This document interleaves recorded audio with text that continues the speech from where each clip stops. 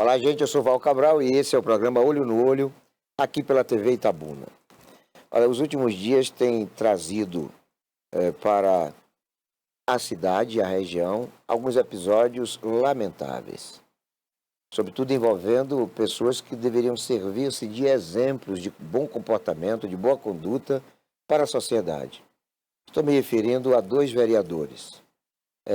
Não vou citar nome, embora, sabe, é porque não vejo necessidade para tanto. Mas teve um que foi acordado pela Polícia Federal sob suspeita de estar operando a chamada rachadinha. Rachadinha é um processo em que o vereador nomeia um assessor e esse assessor acaba tendo que rachar, ou seja, dividir o subsídio ou o salário que recebe com o político que o indicou. Ele está suspenso por 180 dias, mas foi a notícia que correu o país inteiro, né? Todos os jornais, redes de televisão, rádios, enfim, o Brasil inteiro soube que em Itabuna tem um vereador que está sendo processado, investigado, sob suspeita de praticar rachadinha, que é uma modalidade ilícita e amoral, praticada por quase todos os vereadores. Quase todos os deputados, quase todos os políticos praticam rachadinha. A outra situação, já no dia seguinte, foi o envolvimento do vereador numa situação que também teve uma amplitude nacional, virou notícia nacional. Foi um vereador chamando a primeira-dama de Itabuna de cachorra, ou pelo menos de maneira indireta, o que também causou uma comoção, causou uma revolta, uma indignação, que se estendeu além do território de Itabuna. A Bahia e o Brasil noticiaram este episódio lamentável, porque vereador não é para ter a Polícia Federal 6 horas da manhã na sua porta, investigando sua possível participação em atos ilícitos. Vereador não é para usar uma tribuna de poder legislativo para se dirigir a uma primeira-dama, como ela sendo cachorra. Vereador é para servir de exemplo para a sociedade. Vereador não é somente o parlamentar, um servidor público, nos momentos em que está atuando na Câmara. Ele é também um indivíduo com dever de saber se comportar bem em todas as 24 horas de todos os dias da semana e de todas as semanas do mês e todos os meses do ano. Porque vereador é o espelho da sociedade. A sociedade não pode ver no vereador um protagonista de achincalhamento, de xingamento de uma pessoa especial na sociedade, de uma autoridade, de uma mulher, mãe, advogada, filha, irmã, porque não fica bem. Além de ser um ato covarde, um ato injusto, um ato, sob todos os aspectos, ruim demais para a imagem de toda a Câmara, é um ato que a gente tem preocupação em função de achar que se um vereador pode xingar uma mulher de cadela, qualquer pessoa também pode. Então, exemplos devem ser cuidadosos, né? As pessoas devem se policiar, se vigiar, para que não incorra em despautérios como este. Eu até quero acreditar que não tenha sido, por parte do vereador, a intenção de se dirigir à primeira-dama como cachorra. Eu até posso entender dessa forma, mas não posso aceitar a expressão usada. Não posso. Foi um momento infeliz, foi um momento em que ele esbravejou um vocábulo completamente inoportuno para o momento, para a imagem da sociedade. Pode não ter tido a intenção, né, de agredir, de violentar, de ser áspero com a palavra, mas infelizmente esta foi a imagem que ficou. O vereador tem que pensar muito antes de falar. E não é a primeira vez, não, viu? Esse não foi o primeiro momento. Já teve vereador chamando mulher de barata, já teve vereador bêbado na rua sendo lambido por cachorro. É o comportamento de alguns parlamentares em Itabuna, e parece que esta é uma realidade generalizada, é comportamento abusivo, é comportamento que não se adequa a alguém que representa toda uma comunidade, toda uma sociedade. É um comportamento que a gente não pode nunca aceitar como normal na vida de uma pessoa normal. Isso é coisa para maluco. Isso é coisa para pessoas delinquentes, pessoas que não tiveram nenhuma instrução mínima de bom comportamento. Faltou ao vereador a responsabilidade de saber usar as palavras, de calar-se. Bastava ele ficar calado, bastava ele sequer comparecer ao plenário, à Câmara, porque para falar besteira é melhor não ir. E olha que vereador, embora nós saibamos que vereador tenha somente 3 funções, né, que é fiscalizar, legislar e se pronunciar, só existem essas 3 funções para vereador. Mas vereador quer disponibilizar assistencialismo para a sociedade, quer fazer campanha de doações de cesta básica, quer distribuir dinheiro, quer pagar cerveja para as pessoas. Não são essas as funções de um vereador, mas vereador, na questão do populismo, extrapola aquilo que é prerrogativa, direito e dever dele. Mas, independentemente da sua atuação, vereador tem aí regimentalmente falando, uma carga horária de no máximo 8 horas por mês. Porque o vereador trabalha na Câmara, isso segundo o regimento. Fora da Câmara é um trabalho político. O trabalho legislativo do vereador é quando ele está dentro da Câmara ou atuando externamente, mas em função daquilo que tem que ser debatido, discutido, apreciado e votado nas comissões ordinárias, nas sessões ordinárias e nas sessões extraordinárias. Então, o vereador ele tem, em média, 8 horas de trabalho por mês. Enquanto que o trabalhador normal, o comerciário, o bancário, o vigilante, o taxista, o comerciário, enfim, normalmente eles têm 8 horas por dia. O vereador tem 8 horas por mês. Enquanto o comerciário trabalha, às vezes, 40 horas, 60 horas para ganhar salário mínimo, o vereador trabalha somente 8 horas para ganhar um salário que extrapola os 12, 13 mil reais, o que é um salário de Marajá e de Marani. Não é um salário ruim, para a carga horária a que ele se submete. Além destes fatores, tem também algumas contribuições que ele recebe. Por exemplo, o vereador pode obter empréstimo consignado com juro muito menor do que praticado para o resto da sociedade. Vereador pode ter combustível, vereador pode ter diárias quando viaja, com passagem de avião, com pagamento de hospedagem em hotéis glamouroso. Vereador tem muitas vantagens que não tem um advogado, que não tem um médico, que não tem um engenheiro, que não tem um radialista, que não tem um telejornalista, que não tem, eu diria, 95% a 98% do resto da sociedade. Então, o vereador ganha bem, o vereador tem condições confortáveis, né, de atuação. O vereador é um servidor público especial. Como consequência, durante 4 anos, porque ele foi eleito para tanto, o seu comportamento tem que ser exemplar. Não pode o vereador negligenciar com o que fala e com o que faz. Não pode, porque ele é vitrine. Imagine uma criança, um adolescente, sabendo de comportamentos abusivos de um vereador. Olha qual é o aprendizado que este ser em formação vai estar recebendo de uma autoridade. Então, é preciso discernimento, é preciso equilíbrio emocional, comportamento racional, para que nós não estejamos na imprensa denunciando, informando, criticando esse tipo de comportamento. Político tem que ser exemplar. Autoridades devem ser exemplares. Né? Nós não podemos ver personalidades com essa envergadura com comportamento de moleque, com comportamento de marginal. Nós não podemos, de jeito nenhum, aceitar esse tipo de situação. Então, quando a gente vê um candidato, não precisa nem ser vereador e nem ser eleito, basta ser candidato. Né?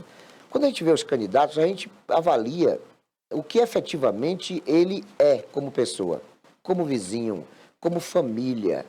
Qual o comportamento dele nos ambientes públicos? Eu jamais vou votar num candidato, por exemplo, a vereador, que seja abusivo com a família, que seja usuário de drogas, que seja envolvido com coisas que não são lícitas, né? O tráfico de drogas, espancamento de pessoas, prática de violência nos bares onde frequenta, nas boates, vereadores depravados, vereadores maníacos sexuais, vereadores, enfim, Nunca vou dar meu voto, até porque eu passo 4 anos, né, esperando para votar no vereador, e eu não vou, nesse período, deixar de analisar a vida de quem eu vou votar, de quem eu vou apoiar. E eu tenho uma máxima em mim, de que eu não espero o dia da eleição para decidir em quem eu vou votar. Eu já sei quem eu vou votar para prefeito, eu sei em quem não vou votar para prefeito, eu sei em quem possivelmente vou votar para vereador e sei aqueles que jamais terão meu voto. Porque são duas avaliações que o eleitor tem que fazer. Nós estamos há 1 ano e 6 meses mais ou menos da eleição, há mais de 1 ano e meio da eleição, e o que é que a gente tem que fazer a nível de avaliação, né? O que nós temos que ver esse candidato aqui, essa pessoa que se diz candidata a vereadora, eu devo votar nele por quê? O que é que me faz estar motivado para votar nesse indivíduo? Os fatores são muitos, né? Para votar, e aí eu dou a dica para o eleitor. Pergunte ao candidato a quem você possivelmente quer votar, quais as ideias dele, né? Você quer ser candidato a vereador. Na área de saúde pública, me dê aí, de impacto, uma ideia, um projeto, uma iniciativa da sua parte para que efetivamente a saúde seja melhorada. Pergunte sobre transporte, sobre infraestrutura, sobre saneamento básico, sobre educação, sobre arte e cultura, sobre meio ambiente. Pergunte para os seus vereadores ou para os seus candidatos, né? E aí depois você vai fazer uma avaliação, dentre todos que responderam, qual o melhor qualificado. Porque o vereador não pode ser alguém que a gente elege somente para estar lá ganhando seu subsídio de Marajá ou de Marani. O vereador tem que ter resposta rápida para questões que estão relacionadas ao nosso cotidiano. O vereador tem que ter posicionamento ideológico. O vereador tem que ter comportamento partidário aceitável, porque caso contrário o partido tem que expulsá-lo. Vereador tem que ter sinergia com o Poder Executivo, embora não atrelamento, a fim de que as políticas públicas do Poder Executivo seja engrandecida ou seja aperfeiçoada. A política pública deve ter no vereador um compartilhamento de debates e de decisões, seja com os secretários ou diretamente com o prefeito. Vereador não é para banalizar o legislativo. Vereador não é para atrelar o poder legislativo ao poder executivo. Vereador é para representar a população e, como tal, ele não precisa ser raivosamente inimigo do prefeito ou carinhosamente puxa-saco do prefeito. Vereador é para ter comportamento, eu não diria nem de independência, mas de decência, de bom senso. Porque essa coisa de vereador ser independente, sinceramente, eu não creio. Primeiro que o mandato não pertence a ele, o mandato pertence ao partido. E aí eu vou dar um exemplo. O vereador, ele tem um posicionamento ideológico contrário a uma determinada posição do Poder Executivo. Ou pensa em votar contra um determinado projeto que vai ser apreciado. Ocorre que o partido a que ele pertence tem na sua direção uma posição distinta. O que vai prevalecer é o que vai determinar o partido. Porque o vereador, para ser eleito, teve que contar com mais outros candidatos correligionários. Vereador nenhum em Itabuna teve metade dos votos, 1/3 dos votos necessários para ser eleito. Ele dependeu de colegas partidários. Ele dependeu de quem teve só 5 votos, só 10 votos, que tem vereador eleito aí, cujo coeficiente eleitoral foi atingido com quantidade diminuta de votação.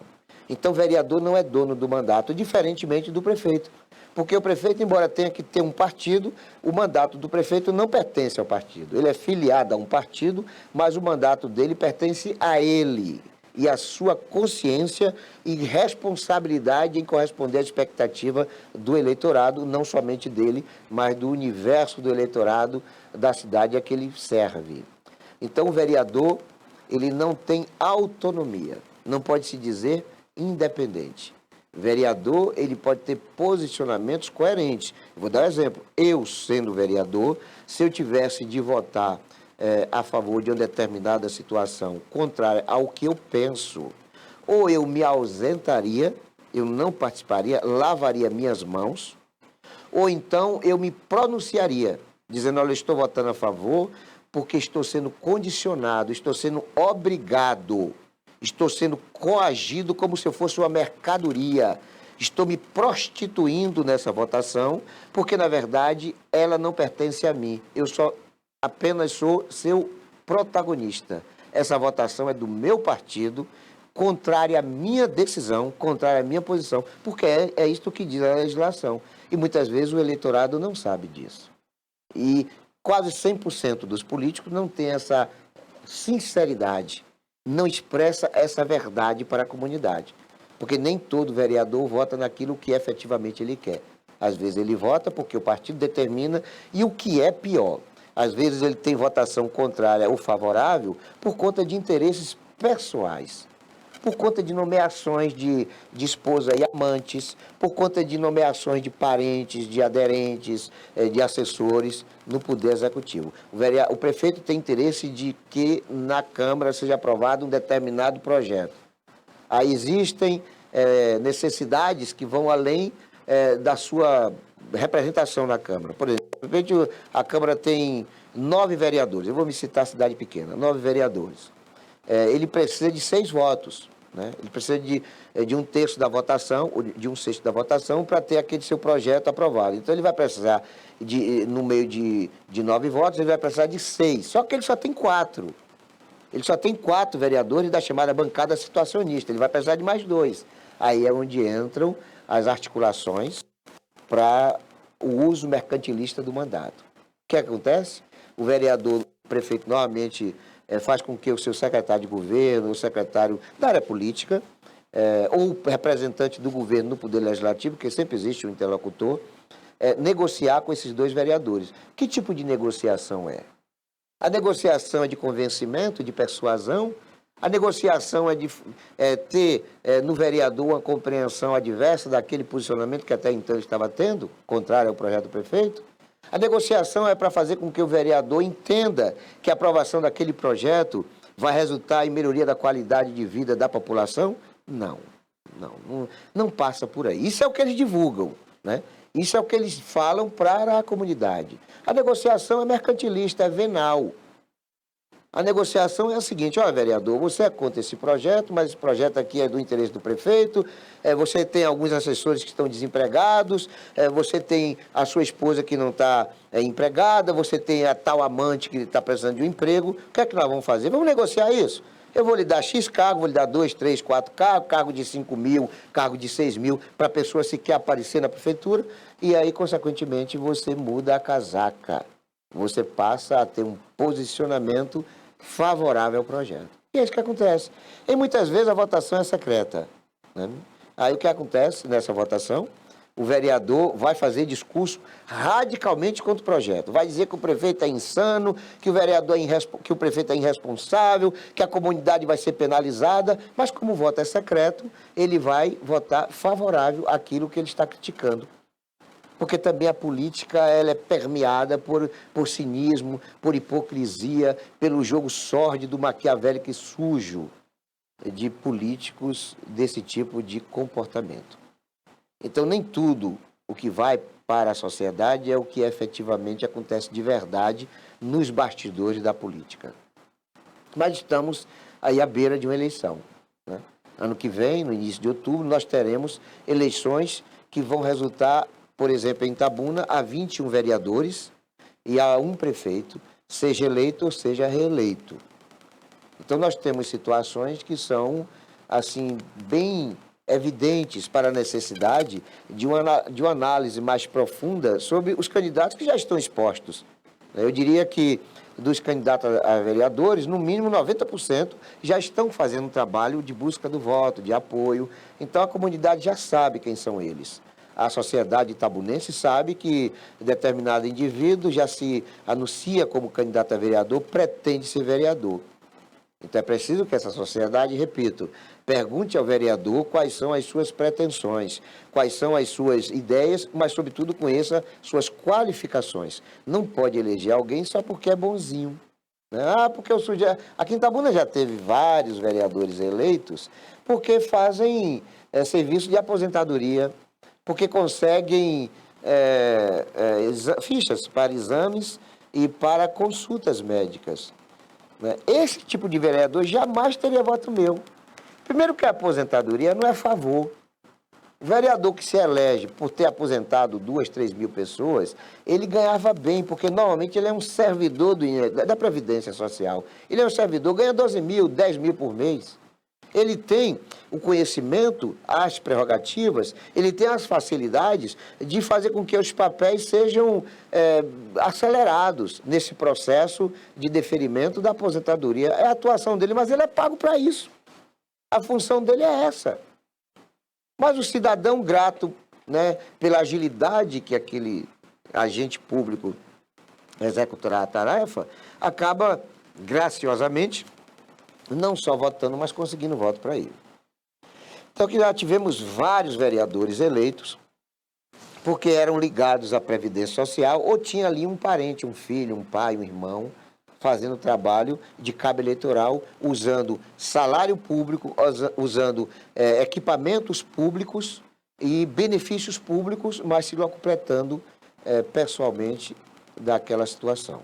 Tivemos também vários vereadores eleitos, ainda temos vários vereadores eleitos por concessões de fichas de exames e consultas, o que eu acho uma aberração. Esse tipo de vereador também jamais teria voto meu, porque normalmente são políticos ligados ao serviço de saúde pública, ou diretamente ligado, ou porque tem ali um familiar ou um cabo eleitoral, como se fosse ele ali atuando para conseguir as fichas. Sabe aquelas fichas que o cidadão, sobretudo da periferia, se desloca para até o posto de saúde para conseguir uma ficha para atendimento de oftalmologia, urologia, ginecologia, clínico geral? Ele passa, ele sai de casa às vezes 4, 5 horas da manhã para às 7 da manhã e para um sorteio, porque normalmente é uma fila de 40, 50, 80 pessoas para 16 fichas, né? Então, a lógica diz que, se são 16 fichas, na 16ª pessoa já não deve ter a próxima, porque só são 16 fichas. O sistema também está errado. Aí permite que o cidadão que chegue 4 horas da manhã fique de 4 horas da manhã até as 7 horas para saber, neste momento, que não tem mais fichas. E por que não tem mais ficha? Porque o atendimento não são só de 16 pacientes. O atendimento, às vezes, é de 26 pacientes, é de 30 pacientes, de 18 pacientes, de 20 pacientes. Então, aquelas fichas sobressalentes, elas são guardadas para serem distribuídas graciosamente às 7 da manhã, às 8 da manhã, para o político, que vai pegar essa ficha e vai na casa da pessoa, ou a pessoa vai na casa dele, pegar a ficha depois das 7 horas, enquanto que pessoas foram para lá 4 horas. E muitas, a maioria, sequer conseguiu a ficha, mas ele fica lá, assistindo Xuxa, assistindo Big Brother, assistindo filme, esperando o espertalhão do político chegar com a ficha que vai dar direito a ele a ser atendido. Existem exames que são de alta complexidade, como, por exemplo, ressonância magnética, que é um Deus nos acuda para ser conseguido. Mas, através do político, através do candidato, é muito fácil de ser conseguido. Então, isso é injusto, isto é insano, isto é ilícito, isto é imoral, mas tem resultado em vitórias eleitorais para candidatos a vereador. Então, a população tem que ter consciência disso. Sabe aquela ficha, meu amigo, minha amiga, que você está recebendo? Ela preteriu alguém. Ela acabou judiando de alguém. Você estava no seu bem bom, você teve um benefício de um amigo, de um candidato, mas que sacrificou uma dona de casa, um pai de família. Alguém que muitas vezes, por não conseguir a ficha, que foi fornecida graciosamente para você, no conforto do seu lar, essa pessoa vai ter a doença agravada, essa pessoa não terá a sua doença curada e essa pessoa vai morrer simplesmente porque você teve o conforto, a tranquilidade de receber esse benefício na tua casa. Então, não dá para a gente entender como é que as pessoas ainda votam em político dessa envergadura, porque o político que é eleito por distribuir fichas, está dando um péssimo exemplo. Estou falando de vereador, mas agora eu vou para prefeito. Eu poderia aqui fazer um comentário a respeito de eleições majoritárias, no ponto crítico do comportamento abusivo de alguns. Eu poderia. Eu prefiro ir pelo caminho inverso, pelo menos inicialmente. Nós temos aqui em Itabuna uns 6 candidatos que são competitivos, que podem ganhar a eleição. Qualquer um dos 6 pode ganhar a eleição, Nós temos o Augusto Castro, que é prefeito candidato à reeleição, que não está descartada a sua possibilidade de reeleição, embora historicamente Itabuna nunca tenha reeleito prefeito. Isso é um fato. Nós temos também o Pancadinha, foi vereador, é candidato a prefeito e é deputado estadual atualmente, que também é competitivo. Nós temos o Chico França pelo PL, ou Mangabeira, né? Mangabeira que já foi candidato a prefeito, candidato a deputado federal, é um nome conhecido da sociedade, um dos dois sai pelo PL, que é o partido de Bolsonaro. Por serem do PL, qualquer um dos dois vai estar cacifado na condição de favorito, né? Vai estar podendo ser eleito, porque vai dentro de um contexto eleitoral de eleitores de direita, eleitores bolsonaristas, que independentemente de quem quer que seja o candidato do PL, esses eleitores vão votar naquele candidato. Então, qualquer um dos dois que seja candidato pelo PL, com certeza absoluta, eles vão estar também dentro desse contexto de favoritismo.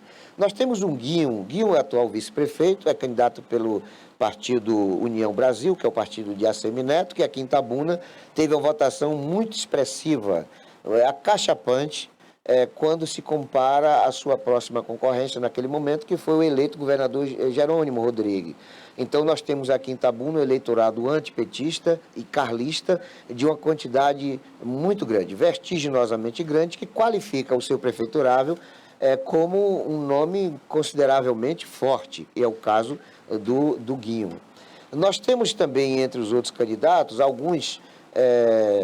o Isaac Neri, que é o partido do Republicano, que é o partido ligado à Igreja Universal, que tem talvez a maior militância em Itabuna, é um partido que tem bom tempo de rádio e televisão, e o Isaac Neri é também um candidato forte, até porque a votação dele foi muito expressiva, ele foi o segundo mais votado no ano passado entre os candidatos a deputado federal. É um nome consolidado, as pesquisas colocam ele ali na situação intermediária, ou seja, não é fraco, não é forte, mas Itabuna tem um histórico de sempre eleger os chamados candidatos intermediários, né? Os que são fracos normalmente não chegam nesse segundo nível, mas os que estão no primeiro nível, ou seja, os favoritos, sempre acabam perdendo a eleição. Itabuna nunca elegeu prefeito favorito. Aqueles que começam como imbatíveis, aqueles que começam muito favoráveis nos índices de aceitação popular, eles normalmente perdem a eleição. Eu não conheço um que tenha sido eleito aqui nessa condição em Itabuna. Assim como Itabuna nunca reelegeu prefeito, Itabuna também nunca elegeu aqueles que já partem na dianteira. Este é um fato. Mas, independentemente das condições, né, até daqueles, eu diria, de Nailton Oliveira, Ivan Guzmão, o Zé Costa, quem mais? O Pedro Eliodoro, o Zé Roberto, alguns outros candidatos dos chamados partidos nanicos, né, ou não nanicos, no caso de Nailton, ele disputa com o Isaac Neri a primazia da indicação no republicano, mas são candidatos a quem hoje as apostas não apontam o favoritismo. Mas que também pode surpreender, né? Concorreu, pronto, está ali, né, na vitrine. Alguns nomes, pela sua resiliência, pelo seu bom exemplo para a sociedade. Modelo, símbolo de virtudes, de dar a volta por cima, pessoas que vieram de baixo, né? E eu vou começar a citar um nome que anteriormente eu não tinha mencionado, que é o Capitão Azevedo, né? Capitão Azevedo, que hoje está no PDT, mas que com o advento de uma possibilidade de federalização do PDT com o PSB e Solidariedade, é possível que o Capitão Azevedo não permaneça no partido, tendo perspectiva de se filiar à União Brasil, onde já tem Guinho.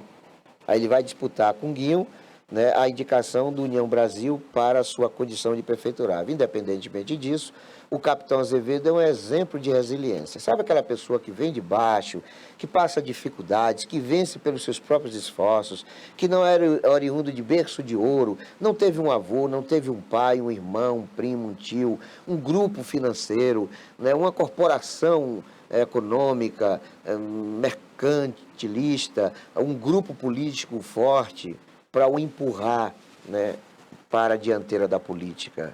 Não, o Capitão Azevedo, ele venceu pela educação, né, pela escolaridade, ele venceu pelo seu nível técnico, ele venceu pela sua qualificação, onde quer que ele tenha se envolvido como indicado para exercer um mandato burocrático. Onde ele foi, ele funcionou bem. Além de uma simpatia, né, de um carisma fabuloso. Capitão Azevedo é um dos homens mais simpáticos de Itabuna, né? Uma figura formidável, uma figura de uma sensibilidade, sabe? Já vi o Capitão Azevedo chorar na minha frente, chorou na minha frente. Eu conversando com ele, ele chorando. É um homem bom, é um homem bem intencionado. Capitão Azevedo é o tipo do candidato que eu não teria dificuldade de me eleger, de votar nele, embora ele não seja o meu candidato a prefeito. Mas é um político que é digno da nossa confiança. Eu acho que ele, sendo prefeito novamente, ele deva corresponder à expectativa, embora eu espere que ele não volte com a roupagem anterior, com as bagagens, as malas sem alças que ele tinha, mas que ele volte com um propósito de firmeza de fazer um reviravolta no seu comportamento quanto gestor, embora como cidadão ele mereça, sim, a minha assinatura em branco. Ele é um exemplo de resiliência, ele é um exemplo de bom comportamento, ele é o tipo de símbolo que a gente tem que dar para a juventude. Vá por aí, faça o que faz o capitão, seja como o Capitão Azevedo, que você vai ser um homem feliz, você vai ser um homem produtivo e útil para a sociedade. Bom, tirado o Capitão Azevedo, a gente bota o Nery, o médico, que também já foi militar, o Isaac Nery, do Republicano. Isaac Nery foi meu vizinho. Ele sempre morou ali no seu momento de adolescente. Ele era meu vizinho no Bairro da Conceição. Ele ribeirinho, eu ribeirinho. Moro na Rua Santo André até hoje, mas o Isaac Nery, eu conheço o Isaac Nery, né? Conheço a família de Isaac Nery. Isaac Nery é um homem bom. Isaac Nery é uma figura extraordinária, né? Também simpático, carismático, uma figura exemplar de comportamento. Eu nunca vi, mesmo quando criança, quando adolescente, eu nunca vi Isaac Nery com comportamento abusivo, né? É uma figura extremamente humanista. Tenho a maior simpatia pelo Isaac Nery. Isaac Nery é aquele tipo de cidadão que a gente quer ter como genro ou como cunhado, porque é uma figura espetacular, um amigão. Gosto muito de paixão do Isaac Nery por ver nele um exemplo de conduta, um exemplo de comportamento, de bom comportamento, sobretudo para a juventude. Veio de baixo, família pobre, venceu um concurso para ser policial bombeiro. Foi ser policial e não se conformou em ser policial, quis mais. Estudou como policial para ser enfermeiro, se formou em enfermagem, mas achou pouco. Mesmo sendo enfermeiro, foi para a universidade, foi estudar medicina, que não é fácil. Primeiro, passar numa universidade da medicina não é para qualquer um. Não é para qualquer bom estudante, é para estudantes extraordinários. Tanto que pelas faculdades você não vai ver pobre estudando medicina, porque normalmente a mensalidade para o curso de medicina numa faculdade é de 9 mil, é de 10 mil mensais. Qual é o pobre que tem condições de botar um filho pagando 10 mil de mensalidade numa faculdade? Pois ele foi para a universidade, passou no vestibular e se transformou num estudante de medicina. Hoje ele é médico, respeitado, conceituado, atuando em algumas cidades além de Itabuna. Então ele é um resiliente também. Ele venceu, ele veio de baixo. Ele não teve na sua família, na sua vizinhança, no seu contexto social, no seu envolvimento com as pessoas, ninguém que o tivesse financiado, né, que o tivesse facilitado o aparelhamento na política e na sociedade. Ele venceu por seus próprios esforços.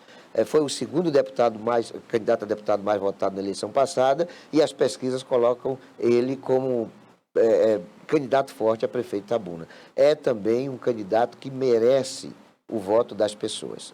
Sabe? Eu também não voto nele com tudo isso, nem no capitão, nem nele, mas não voto por conta de posicionamento que lá mais tarde eu vou expressar aqui para os meus telespectadores, né? Mas eu não teria nenhuma dificuldade de votar tanto no capitão Azevedo quanto no Nery. Eu diria até que se eu não já tivesse um compromisso de voto, né, uma ligação que é histórica, que é pessoal, e vou dizer que comigo não tem esse negócio de segredo, comigo não tem voto secreto.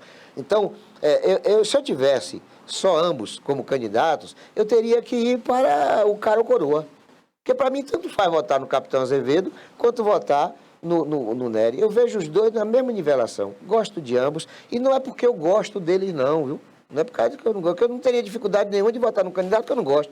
Mas se eu identificasse nele qualificação técnica para bem governar Itabuna. Então, o Isaac Neri é outro nome que é exemplar. É um nome que tem que ser referência para a nossa juventude de como lidar com as adversidades, como lidar com a sociedade, como se comportar numa comunidade. Isaac Neri merece os meus aplausos. Um terceiro candidato que também, para mim, é de resiliência, que é exemplo para a juventude, é o Pancadinha. Né? Pancadinha de uma comunidade pobre, Pancadinha negro, Pancadinha de uma família limitadíssima nas questões de subsistência, Pancadinha de garoto de periferia, homem de periferia, que foi para uma eleição, perdeu para vereador, mas não desistiu, permaneceu porque tinha um propósito na tua vida, tinha um sonho de ser político vitorioso. 4 anos depois, ele se tornou o vereador mais votado de Itabuna na eleição municipal passada. Não satisfeito, ele cismou de ser deputado estadual e deve ter ouvido muitas pilérias, muitas pilérias. Mas, rapaz, nunca um negro do sul da Bahia foi eleito deputado estadual, nunca alguém oriundo da periferia foi eleito deputado estadual, nunca ninguém pobre. Você está querendo o quê, rapaz? Sai dessa. Ele deve ter ouvido muito isso. Né? E hoje essas pessoas devem estar de cabeça baixa diante dele, porque ele foi lá e venceu a eleição. Pancadinha hoje é deputado estadual. Pancadinha que saiu do bairro São Pedro, Pancadinha negro, Pancadinha pobre, Pancadinha de família pobre, Pancadinha sem pertencer a nenhum conglomerado econômico, a nenhuma igreja, a nenhum time de futebol forte, absolutamente nada. Pancadinha foi eleito pelos votos de Pancadinha e pelos votos contrários ao atual prefeito. Quem elegeu Pancadinha foram os votos dele e os votos de rejeição ao prefeito Augusto Castro, que naquele momento estava com a aceitação para baixo e com a rejeição acachapante. Estes dois fatores fizeram com que Pancadinha fosse o deputado eleito por Itabuna, pela região do Cacau, essencialmente por Itabuna, que foi aqui onde ele obteve quase 90% da sua votação. Uma votação espetacular, talvez a maior dada a um deputado estadual na cidade, e Pancadinha é um exemplo de resiliência. Né? Pancadinha artista, cantor, compositor, Pancadinha também de comportamento bom. Eu nunca soube de Pancadinha usando drogas, nunca soube de Pancadinha pertencente a grupos de violência, às galeras, né? Essa coisa asquerosa de comportamento abusivo da juventude. Pancadinha sempre foi uma pessoa muito decente, muito trabalhadora. Pancadinha é uma pessoa simpática, carismática, sorridente, amigo. As informações que eu tenho da fidelidade dele com as pessoas é absoluta, são muito qualificadoras para nós termos um entendimento muito positivo a respeito do seu caráter, da sua personalidade. Então, Pancadinha também é aquele tipo de prefeiturável que a gente tem uma simpatia. Né? Eu não voto em Pancadinha, né? Mas eu não teria dificuldade. Acredito que Pancadinha, nesse contexto dos 3 candidatos que eu citei, seria o terceiro, minha terceira opção de votação. Mas Pancadinha não está satisfeito em ser deputado estadual, quer ser prefeito de Itabuna. Talvez consiga, talvez não, mas está no caminho, né? Está mostrando-se um soldado bom nessa guerra, nessa batalha do voto. Né? Então, Pancadinha também é um bom exemplo para a juventude de Itabuna, é um bom exemplo para a sociedade itabunense, além de ser um cidadão formidável, uma figura espetacular. Gosto de Pancadinha, eu até sou crítico do Pancadinha, né? Eu tenho tecido alguns comentários a respeito do seu mandato, mas não deixo de refutar a ele condições de favorecimento no que diz respeito à sua conduta e, sobretudo, ao seu exemplo de bom cidadão itabunense, de pessoa que merece o nosso aplauso, não somente pelo que ele tem atuado na política, mas, sobretudo, pelo indivíduo que ele é, pela pessoa que ele é e pela história dele. Então, a Pancadinha também tem essa nossa simpatia. Vou falar agora daquele que é o candidato que eu votei e quero votar, né? Que é o Augusto Castro. Né? Augusto Castro, eu tenho vínculos com Augusto Castro, eu fui assessor de Augusto Castro por 2 vezes. Conheço Augusto Castro quando ele ainda era office boy. Né? Conheço a família de Augusto Castro. Eu fui candidato em 2012 a vereador e quase toda a família de Augusto Castro votou em mim, porque a irmã dele, a Sandra, ela só veio ser vereadora 4 anos depois. Né? Quando eu fui candidato, a família não tinha candidato a vereador eu devo ter recebido o voto da maioria, mas eu tenho certeza que eu fui votado pelo pai de Augusto.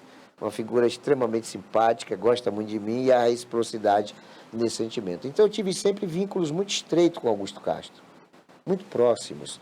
Eu estava morando em Eunápolis, eu tinha decidido sair de Itabuna por conta de um ambiente que já estava muito asfixiante para mim, por conta do meu comportamento intrépido contra bandidos da política, contra quadrilhas organizadas da política. Eu sou crítico muito a alguns segmentos da sociedade, eu sou áspero nas minhas críticas, né? Esse não é um defeito, para mim é uma virtude, mas que me trazem consequências ruins, né?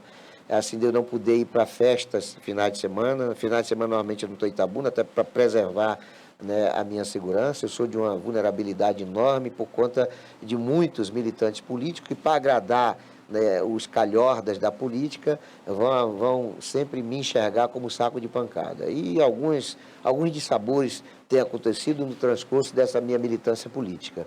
Mas eu evito, até porque eu tenho esposa, eu tenho filhos, para não expor a minha família, eu também tenho essa estratégia de não estar me colocando em condição de risco, né, em saco de pancada para essa gente. E chegou um momento que eu estava tão preocupado com isso, que eu decidi aceitar, né, o convite do meu amigo Paulo da Pé para ir morar lá em Eunápolis. Eu fui, inclusive morei com ele, na casa dele, de Paulo da Pé. E fiquei muito grato, conheci pessoas maravilhosas, tive assim, tenho grandes amizades em Eunápolis, né? Cidade maravilhosa, cidade agradável demais, de um povo simpático, acolhedor, né? Até meus inimigos, que lá também eu fiz inimigos, até meus inimigos são bons lá. Em momento nenhum eu me senti intimidado, em momento nenhum eu passei constrangimentos, porque as minhas inimizades lá se restringiam mais no campo da ideologia, né, do debate, diferentemente daqui. A coisa aqui era muito tipo de murro mesmo, de agressão física. O Geraldo Simões já me agrediu fisicamente, né? O filho dele também, eu me lembro que uma certa feita eu só não fui trucidado por conta do cinegrafista Catita, da TV Santa Cruz, porque o filho dele, o mais velho, o marginal mais velho, não, os outros até que não são marginal, Geraldo tem 6 filhos, as pessoas só conhecem 2, 3, né? Mas ele tem 6 filhos. Porque 3 são fora do casamento, né? Não são com Jussara, né? Então, e não venha me dizer que eu estou agredindo família, não. Estou falando aqui um fato. Geraldo não tem somente os 3 filhos que são conhecidos, né, e que são também filhos de Jussara Feitosa. Portanto, dos filhos dele, tem um que é marginal, que é o Tiago. Esse daí já tentou me agredir várias vezes, e uma certa feita eu só não fui trucidado por ele e o bando dele, porque o Catita quase que violentamente me jogou no carro e saiu arrastando o carro, mas naquele dia eu ia ter dificuldade, porque eram mais de 50 rapazes querendo me trucidar, né? Então, chegou um momento no Itabuna que eu tive que sair, não tinha como permanecer, não por causa de mim, né? Que eu sempre digo que eu aguento meia hora de porrada. 50 homens me dando murro, chute, eu aguento meia hora de porrada. Alguém tem que me livrar do problema meia hora depois. Mas eu não quero passar sequer 5 minutos tomando murro de ninguém. Até porque eu não sou de agredir ninguém. Eu já fui agredido. Tem um cachorro vira-lata aqui chamado Alfredo Melo, um bandido do colarinho branco, que já partiu para me agredir 2 vezes. Eu tive que dar 2 surras nele. Mas eu não bati nele porque eu sou de bater em ninguém, até porque eu sou radicalmente contra a violência. Mas eu também não vou aceitar ser saco de pancada de vagabundo nenhum. Então, as 2 vezes que esse Alfredo tentou me agredir, ele acabou tomando surra, né? Eu quero ressaltar que eu sou radicalmente contra a violência, que é para as pessoas não confundirem. Agora, se pensa que eu vou ser passivo, se pensa que eu vou ser saco de pancada, graciosamente de quem quer que seja, não venha não, querido. Não venha não, que aqui o buraco é mais embaixo e o bicho pega. Com tudo isso eu quero dizer que nós temos na política pessoas que são bons exemplos e pessoas que são péssimos exemplos, né? Então, em função desse meu bom exemplo de gratidão, é que meu voto é para Augusto Castro. Meu candidato é Augusto Castro, meu apoio, meu empenho é para Augusto Castro. Embora eu tenha uma simpatia enorme pelo Chico França, pelo Mangabeira, pelo Pancadinha, pelo Azevedo, pelo Isaac Nery, pelo Ivan Guzmão, pelo Zé Costa, eu tenho uma simpatia. Só tem candidato bom aí, né?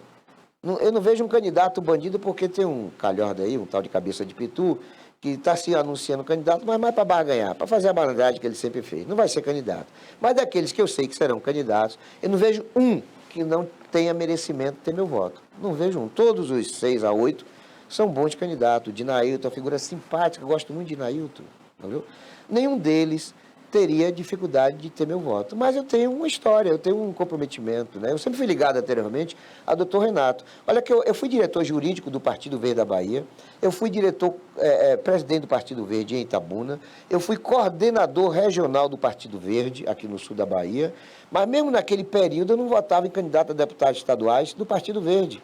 Nós nós, o partido, ajudamos a eleger o Eros Ribeiro, nós tínhamos muitos bons amigos no Partido Verde, candidato a deputado estadual, mas todos eles sabiam que meu deputado estadual era o doutor Renato Costa. Eu sempre votei em deputados federais do Partido Verde, o Edson Duarte, de quem eu também era o assessor, eu fui assessor de Edson Duarte em 2 mandatos, e ele sempre foi o meu deputado federal. Né?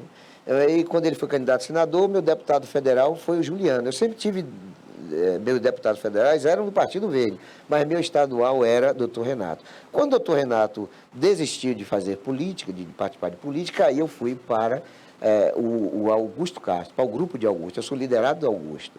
Né? Então, tipo assim, tem uma história, sabe, gente? Tem uma história. E se tem uma virtude no caráter do indivíduo, chama-se gratidão. Né? O Augusto, ele pode ter todo defeito do mundo, sabe? Mas ele é meu amigo, cara, sabe? E amigo não tem defeito. É claro que a gente não vai participar, a gente não vai endossar, a gente não vai dizer que está certo os erros cometidos pelos nossos amigos. Mas se é amigo meu, pronto, tem todo o meu afeto, toda a minha solidariedade, sabe? Vai permanecer amigo, independentemente do erro que ele cometeu, independente.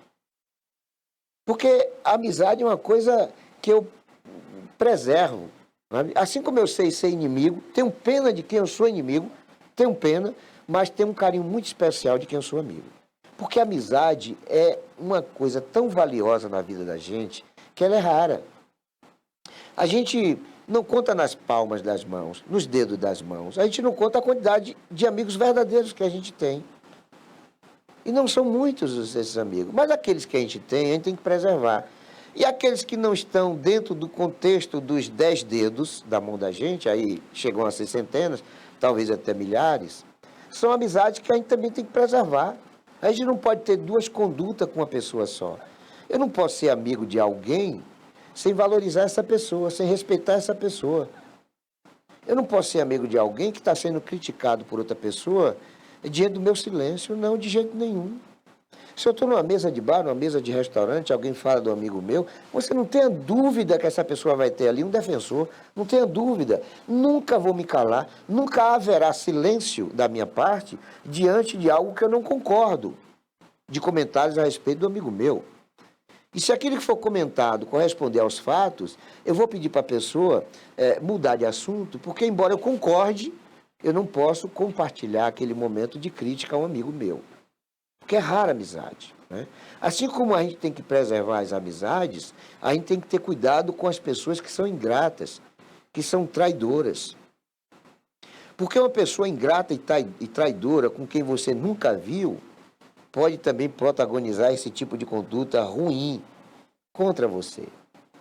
Porque quem é traidor de alguém pode ser traidor de você também. Quem cometeu ingratidão com outra pessoa, com certeza vai cometer gratidão com você também. Então, a gente tem que estar vigilante, porque a gente vive em sociedade, a gente depende das pessoas, sabe? A gente não vive isoladamente. Eu preciso de um sorriso das pessoas e eu preciso sorrir para as pessoas. Eu preciso conviver com as pessoas. E nesse contexto, essa convivência tem que ser civilizada, educada, harmoniosa. Então, a gente tem que se empenhar o máximo possível para ter o carinho das pessoas. Pode não ser aquela amizade, sabe? Mas não pode ser inimiga. Agora, por outro lado, tem pessoas que é melhor serem inimigas. Né? Eu tenho esse tipo de raciocínio. Não me interessa ser amigo de quem é traidor.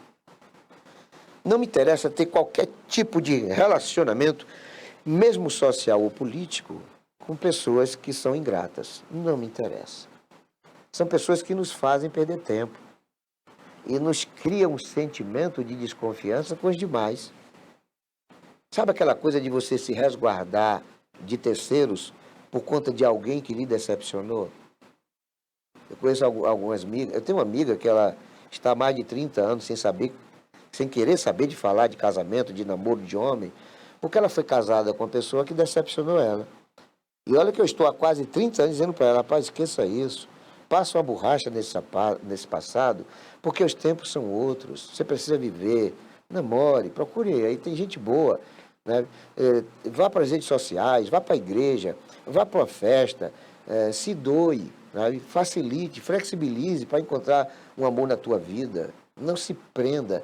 E hoje ela é uma pessoa depressiva, muito mal, sai de casa, não vai em festa. E poderia, uma pessoa bonita, uma coroa bonita, sabe? Perdeu aí muito tempo da vida dela porque se decepcionou com o marido. Olha só que coisa insana, né? Então, essas decepções acabam tendo desencadeamento que nos acabam dando comportamento que só nos fazem sofrer ou deixar de viver melhor. Então, se alguém na tua relação traiu alguém, evite essa pessoa. Não precisa ficar inimiga dela. Né? Bom dia, boa tarde. Não pare para conversar. Qualquer tempo que você passar com essa pessoa é um tempo que você vai perder. E a mesma coisa relacionada a quem tem o defeito da ingratidão. Então, resumindo tudo que eu tenho comentado aqui, nós temos que ver no político, nós temos que ver na autoridade exemplos para a nossa juventude. Eu sou de uma época em que o comportamento era outro. Eu tenho 3 filhos, eu tenho 3 netos, eu tenho vários tios e tias. Eu tenho meu pai, infelizmente não tenho mais meus avós maternos e paternos, e infelizmente, dolorosamente, não tenho mais a minha mãe. Mas se os tivesse, o comportamento não seria diferente daquele que sempre ocorrera. Porque toda vez que eu via meus avós, antes de qualquer coisa eu me dirigia com a seguinte expressão: benção vovô, benção vovó. Toda vez que eu via minha mãe, eu dizia benção maninha. Toda vez. Meus filhos não se dirigem a mim sem se expressar dessa maneira. E a minha resposta para os meus filhos, para os meus netos, são as mesmas que eu sempre recebi das minhas tias, dos meus pais e dos meus avós. A expressão era: Deus te abençoe. Olha que coisa maravilhosa. Olha que coisa, sabe, energia positiva. Deus te abençoe. Uma expressão forte, uma expressão família, uma expressão humanização. E vocês não imaginam como eu fico feliz quando eu vejo meu pai falar para mim assim: Deus te abençoe. Hoje pela manhã, todo dia pela manhã, porque meu pai hoje mora comigo, meu pai tem 89 anos, né? Meu pai, graças a Deus, lúcido, probleminha de saúde que é natural nessa idade, mas meu pai, né, assim, de uma memória fabulosa. Sempre que eu converso com meu pai, isso acontece todos os dias, eu me surpreendo com coisas que ele relembra de 40 anos, 50 anos atrás. Meu pai tem uma memória muito boa. E toda vez que eu vejo, né, quando eu vou ao quarto dele, todo dia de manhã, eu saio do meu quarto e a primeira coisa que eu faço é ir para o quarto do meu pai, né, e eu o saúdo com a minha benção. Benção, painho. Aí depois eu vou saber como é que foi a noite dele, né, se ele está bem, né, se ele está precisando de alguma coisa. Eu faço isso todos os dias. E todas as noites, quando eu vou dormir, vou ao quarto dele, dar benção, perguntar se ele está bem e se ele está precisando de alguma coisa. Todos os dias eu faço isso. Para mim é uma grata satisfação fazer isso. Eu não dormiria bem se eu não fosse primeiro dar benção a meu pai. E eu não teria um dia legal se eu primeiro não fosse pedir benção a meu pai. Porque quando meu pai fala: filho, Deus te abençoe, isto funciona como um escudo na minha vida. Nada vai atrapalhar a minha vida. Nada. Pessoa nenhuma vai me fazer o mal. As pessoas que se dirigirem a mim com pretensões maléficas, elas serão cegas. Elas não vão me enxergar. Eu vou estar diante delas e elas não vão me ver. Porque meu pai falou para mim assim de manhã: Deus te abençoe e Deus abençoa. Aqui não é nenhuma conversa religiosa, mística, até porque eu não sou religioso, não sou místico. Eu tenho opiniões que eu não quero expressar aqui, mas que vão de desencontro a tudo isso, o que normalmente as pessoas podem pensar a respeito do que eu falo. Mas eu sou deusista, eu sou família, né? E também fico muito satisfeito quando digo para meus filhos, Deus te abençoe, porque eu sei da empatia. Eu sei o que é que os meus filhos sentem quando eu falo com eles dessa forma. Eu tenho um filho que mora na Suíça há 12 anos. Essa distância não impede ele de se dirigir a mim, primeiramente, com benção, pai. Então, é dessa forma que eu entendo família, é dessa forma que eu entendo Deus na vida da gente. E família é Deus na vida da gente. Então, é assim, generalizadamente. A gente tem que ser exemplo, né? Eu não posso exigir que meu filho não fume se eu fumei. Eu não posso exigir que meu filho não beba se eu bebo, se eu bebi. Não posso. O comportamento vale muito mais do que as palavras. Por isso, para encerrar, quero dizer que os políticos têm que ter esse tipo de conduta também. Tem que ser exemplar. E para resumir, vereador não pode chamar a mulher de cachorra. Vereador não pode praticar rachadinha, que isso é ilícito. Candidato a prefeito não pode ser abusivo com a sociedade, não pode ter comportamento ruim. Então vamos aproveitar a próxima eleição, meus queridos e minhas queridas, e votar com consciência, com responsabilidade, votar com aquele que a gente tem convicção de que poderá resolver não os problemas somente nossos, mas o problema de toda a comunidade, porque a gente vive num universo chamado Itabuna. E este fato também está extensivo a todas as outras comunidades municipais. Vamos cuidar da nossa cidade, elegendo vereadores e prefeitos que sejam realmente comprometidos com o engrandecimento da sociedade, com o aperfeiçoamento da sociedade. Valeu? Eu quero agradecer a vocês que sempre nos prestigiam com audiência. Fiquem todos com Deus e não se esqueçam jamais de que Jesus é o caminho, a verdade e a vida.